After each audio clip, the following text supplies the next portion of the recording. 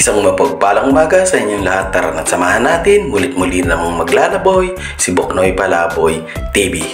Mula Bae hanggang Hala-Hala Rizal ay dadayo si Boknoy Palaboy dahil meron tayong ririgaluhan ng simple, elegant na balloon setting and backdrop dito sa Hala-Hala Rizal.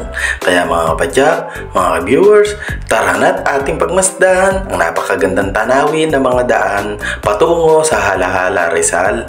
At syempre, ating matutunghayan ang simple, elegante na pagsisetup ng balloons ni Boknoy Palaboy. Kaya mga kapadyak, mga ka-viewers, don't forget to like, share, and subscribe Boknoy Palaboy TV na nag-iiwan muli ng isang kasabayan na tumakbo na matulin at nagmamadaling mag-subscribe sa akin. Lahat kayo ay pagpapala. Kung ikaw ay bago pa lamang sa aking channel, huwag kalimutang pindutin ang notification bell upang maging updated sa mga bagong video na ina-upload ko. Kaya guys, don't forget to like, share, and subscribe Boknoy Palaboy TV. Mega love shoutout nga po pala sa Bay Bikers, Junior Colacod, at sa lahat po ng sumusuporta kay Boknoy Palaboy TV.